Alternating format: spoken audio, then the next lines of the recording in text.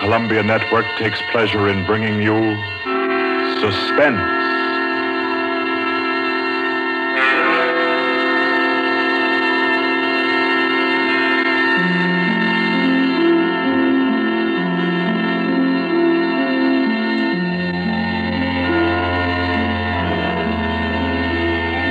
Suspense, Columbia's play theater of outstanding thrillers, produced and directed by William Spear and scored by Bernard Herrmann. The notable melodramas from fiction and stage and screen, from the world's great literature of entertaining excitement, presented each week to bring you to the edge of your chair, to keep you in suspense.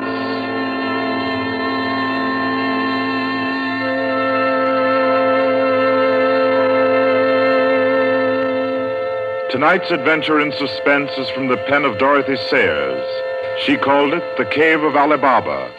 Like the tale told by Scheherazade, a distinguished ancestress in the storytelling art, Miss Sayers' thriller deals with 40 thieves and with 2 magic words. For your uneasy listening, then, Suspense presents The Cave of Ali Baba.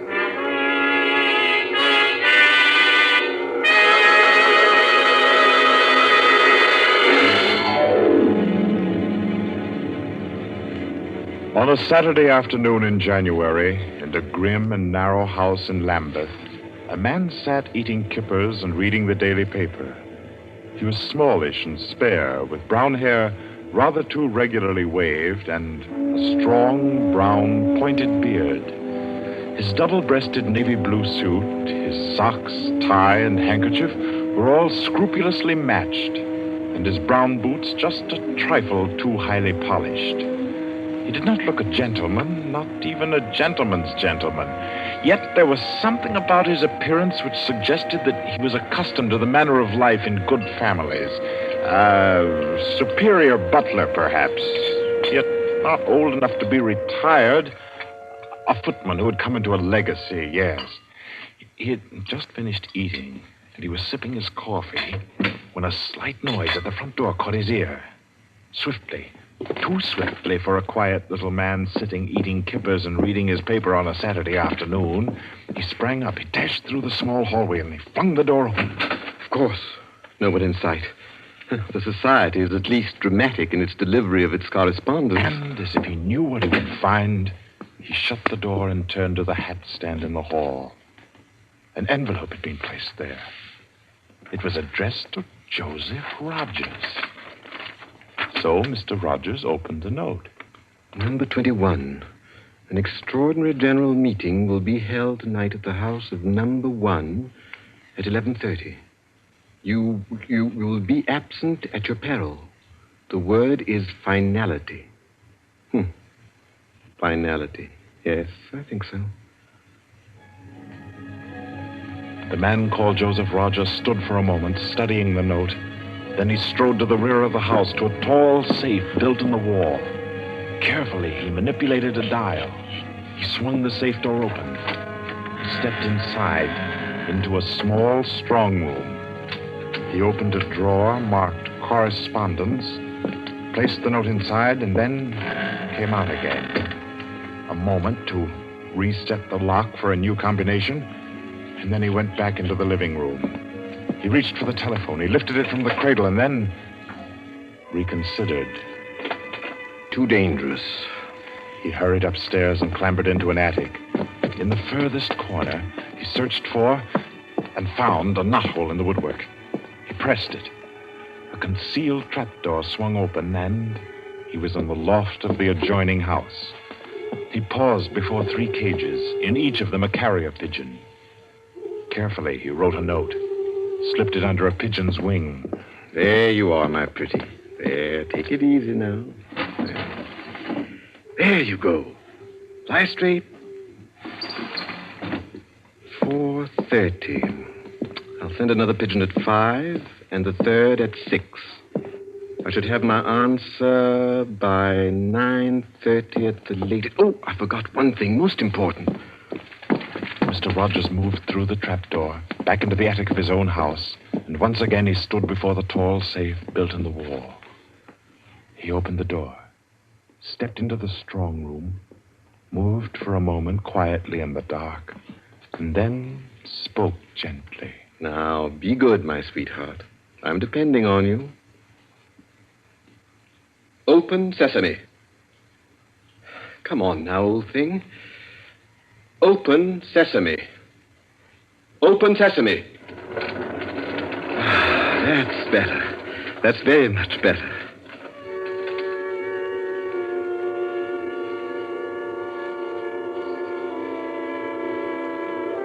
By 9:30, his answer was back.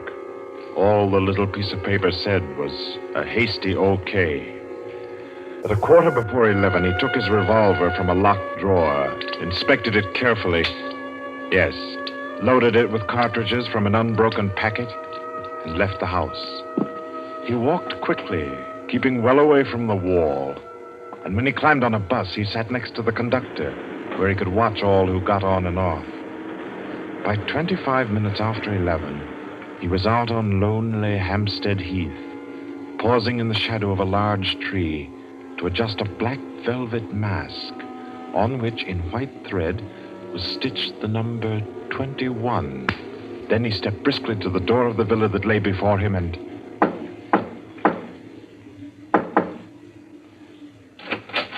What is it?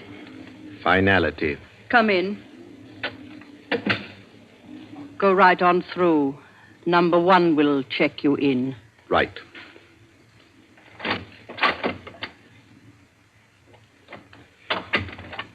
"21, sir. Lift your mask. Very well, 21. You may go on to the meeting room. Thank you, sir.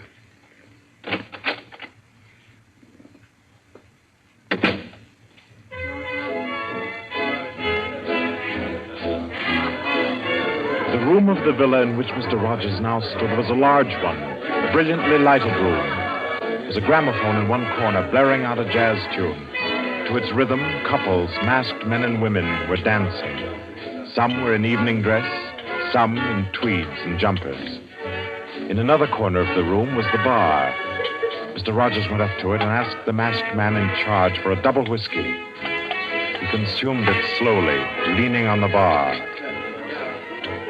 The room filled. Presently, someone moved across to the gramophone and stopped it. Mr. Rogers looked around. Number 1, the massive gentleman in evening dress who had checked him in, appeared on the threshold. A tall woman in black stood beside him. Her mask, embroidered with a white number 2, covered her hair and her face completely. Only her fine bearing, her white arms, and her dark eyes, shining through the eye slits, proclaimed her as a woman of power, of physical attraction. The masked dancers were silent now as number 1 spoke. Ladies and gentlemen, we are short 2 members tonight. I need not inform you of the disastrous failure of our plan for obtaining the plans of the Court Windlesham Heliscoper. Our courageous and devoted friends, number 15 and number 38, were betrayed and taken by the police. Some of you might fear that under examination these 2 would break down and give away our society. There is no need for such a fear. I gave the usual orders, and their tongues have been silenced. Their defense will be discreetly compensated in the usual manner. I call upon number 12 and 34 to undertake this agreeable task. They will attend me at my office for their instructions after the meeting. Will the numbers I have named kindly signify by raising their hands that they are able and willing to perform this duty? Thank you. Ladies and gentlemen, please take your partners for the next dance. The gramophone struck up again. Mr. Rogers turned to a girl near him in a red dress. She nodded, and they slipped into the movement of a foxtrot. The couples gyrated solemnly and in silence. Their shadows were flung against the blinds as they turned and stepped to and fro. The girl in red spoke to Mr. Rogers. What's happened? I'm frightened, aren't you? feel as if something awful was about to happen. It does take one a bit short. Number one's way of doing things. But it's safer like that. Oh, those poor men. No talking, please. You know the rules. Sorry. In silence, the dance continued. And then it came to an end.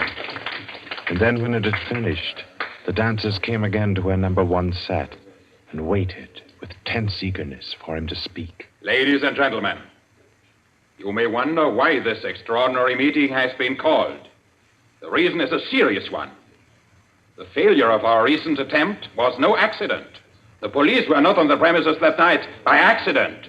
We have a traitor amongst us. This last failure was not the first. You'll remember the unfortunate way in which the affair of the Dinglewood pearls turned out. And there were others. However, I am happy to say that our minds can now be easy. All these troubles have been traced to their origin. The offender has been discovered and will be removed.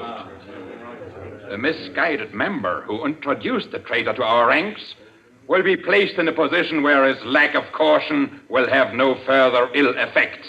There's no cause for alarm. Ladies and gentlemen, please take your partners for the next dance.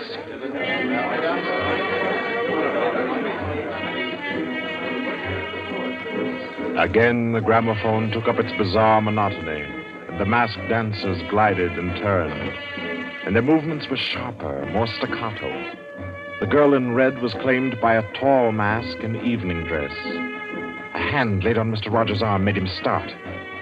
A small, plump woman in a green jumper slipped a cold hand into his. The dance went on.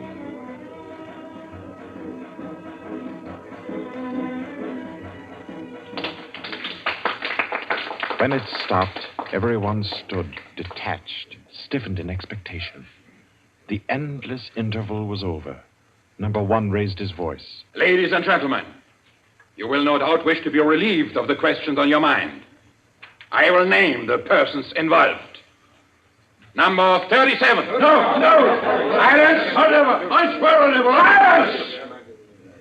You have failed in discretion. You will be dealt with.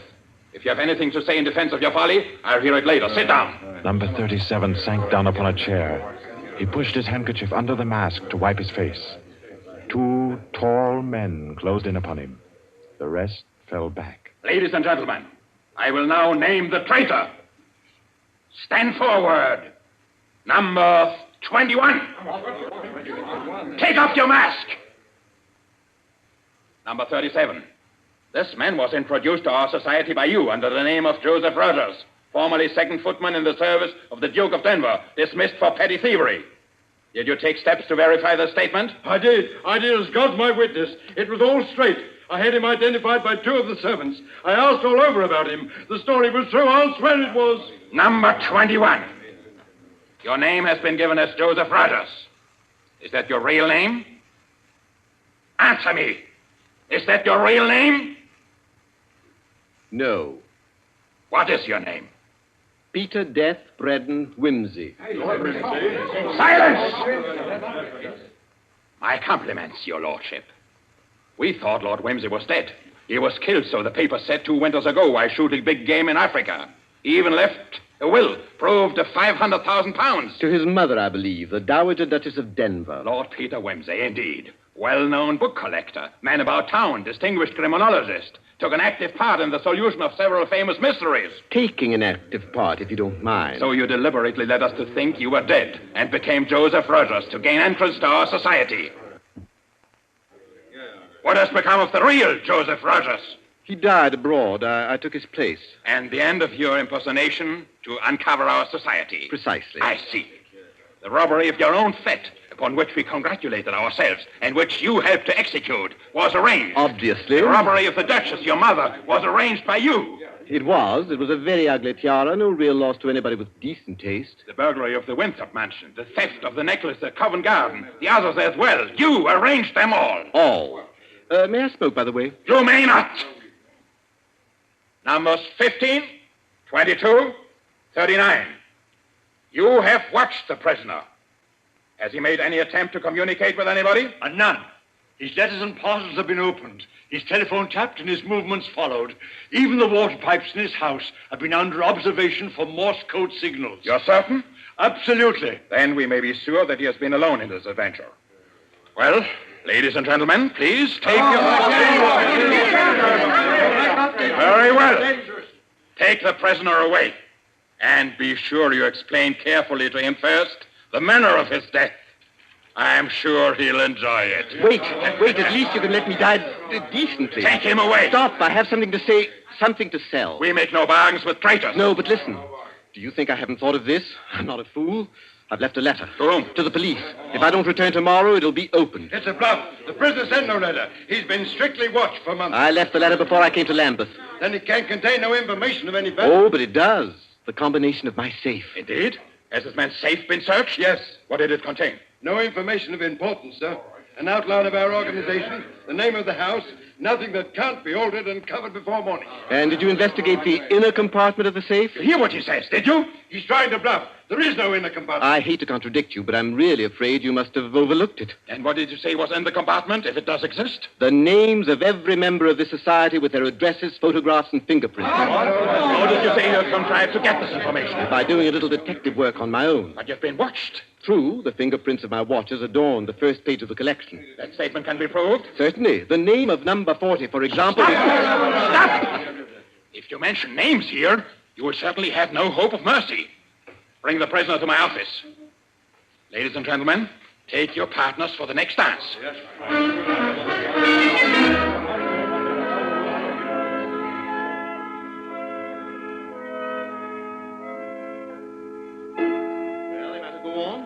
Prove that I know your gang from number 1 through number 25. Do you want me to prove that I know the others as well? My lord, your story fills me with regret that you are not, in fact, a member of our society.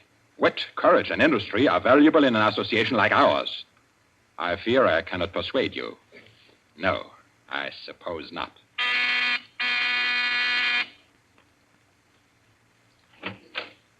Yes? Ask the members kindly to proceed to the supper room.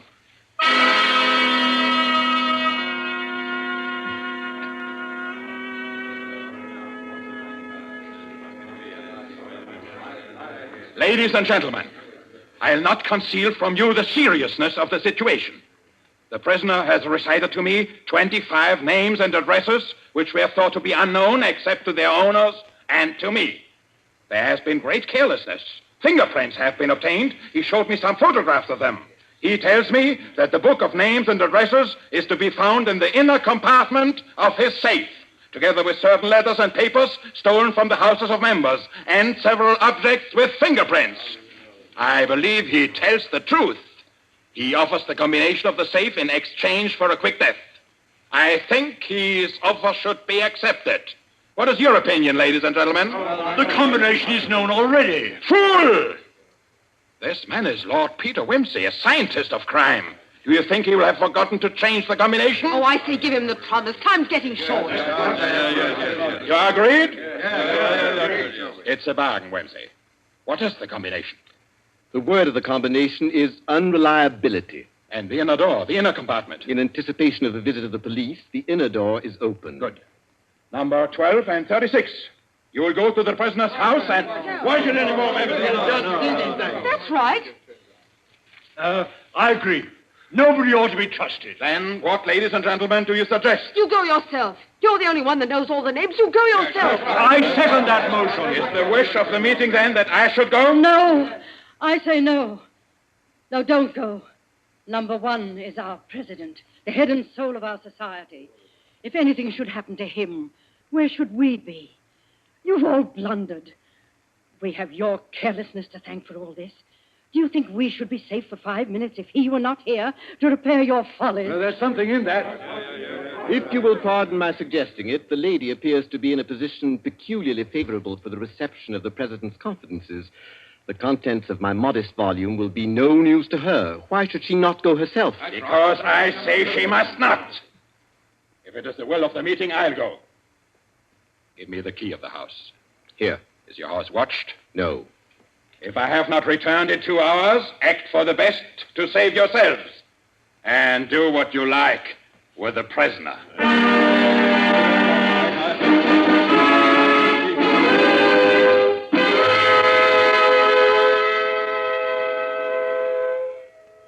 president has been gone 2 hours. Traitor! What's happened to him? How should I know?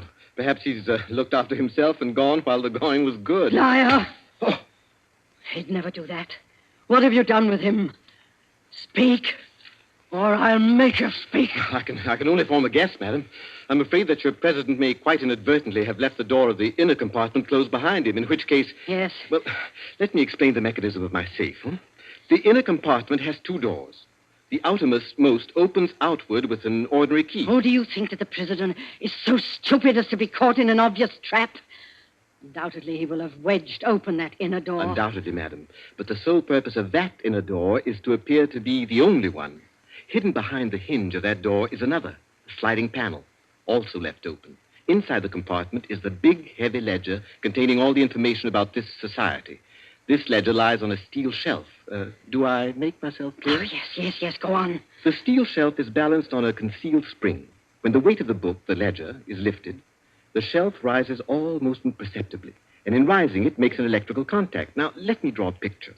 Your president steps into the inner compartment, sees the book, takes it up, anxiously to examine to see if it's the right one. The shelf rises, the electrical contact is made, and the steel panel behind him slides into place. He's trapped. You devil! What is the word that opens the inner door? Quick, the word. Do you remember the story of Ali Baba and the 40 Thieves? Uh-huh. Well, when I had this safe constructed, my mind went back, well, call me sentimental if you will, to my childhood.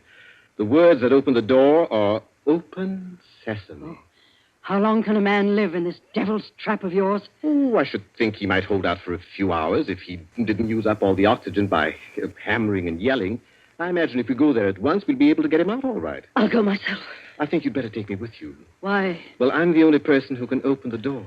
But you've given me the word. Yes, you have the word. But this door of mine, I'm rather proud of it. You know, it's my own invention. It's the latest thing.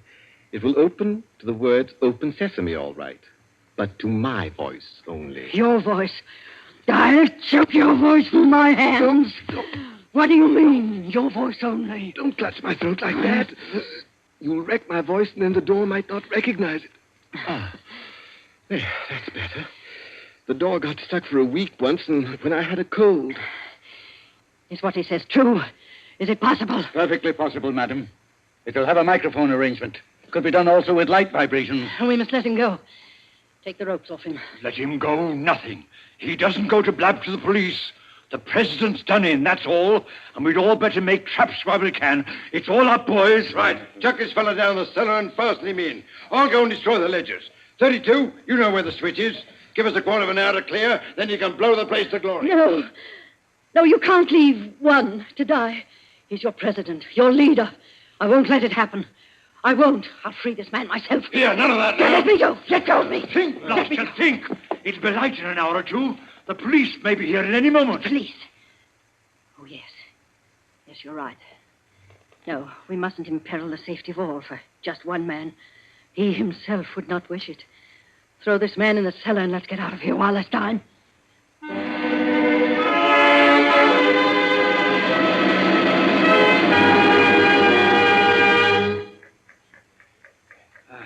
Here. This is good enough. Leave him here. Right. Let's go. Hey, you chaps. Yeah? Should have gagged him. I say, it's lonesome down here in this cellar. You might at least leave the light on. Don't worry about the dark. They're taking you here as the time fuse for the bomb that's going to blow out this place. It's all set. You won't have long to wait. Not long.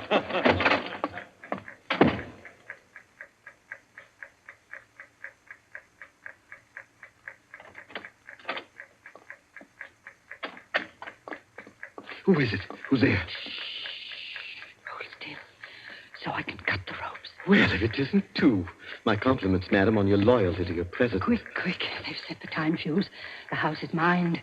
Follow me as fast as you can. Number one must be saved. And only you can do it. Well, how did you manage to? There's no time for questions. Get up and follow me.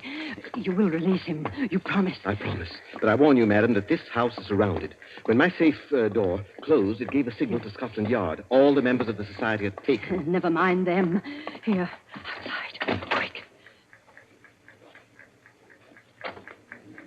All right, who's there? Is that you, Inspector?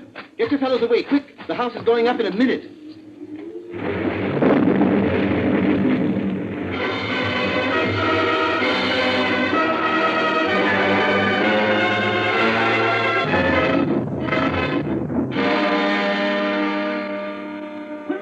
Lord Quincy!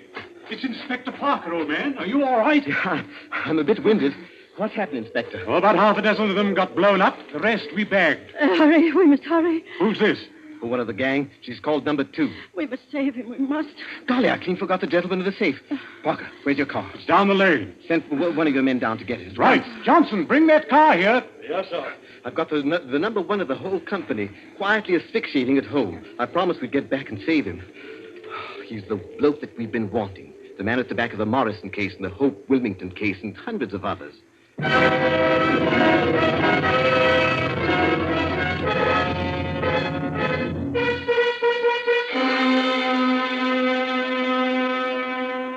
Is this it? Quite a contraption. Yes, I only hope he hasn't upset the adjustment by thumping at it. Oh, please, hurry. I hope you haven't hurt my voice. You sound all right. If I can only be conversational. Come on, old thing. Show us your paces. Open sesame. Open sesame. Confound you. Open sesame. Open sesame.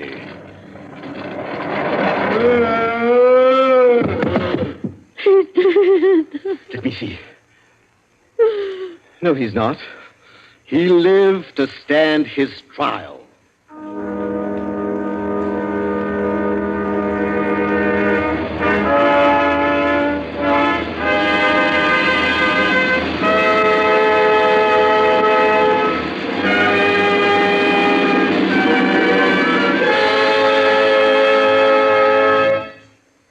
And so, all's right with the world, as it always is when Lord Peter Wimsey is involved.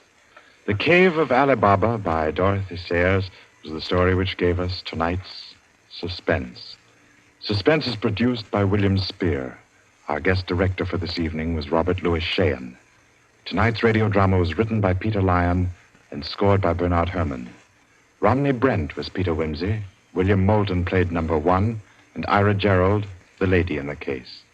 Others in the cast were Kathleen Cordell, Victor Beecroft, Roland Bottomley, J.W. Austin, William Podmore, Ian Martin, and William Moulton. Next Wednesday, Suspense will not be heard because of a special all-star Hollywood broadcast which Paramount Pictures will present.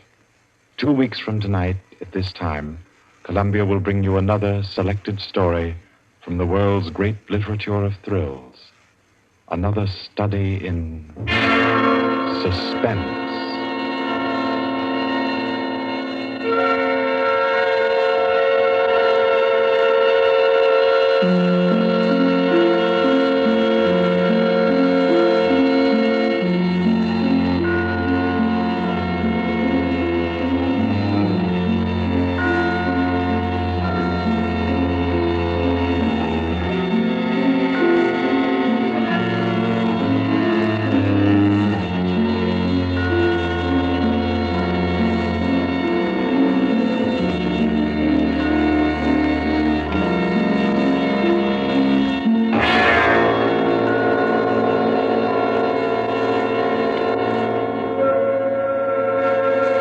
This is Barry Kroger, and This is the Columbia Broadcasting System.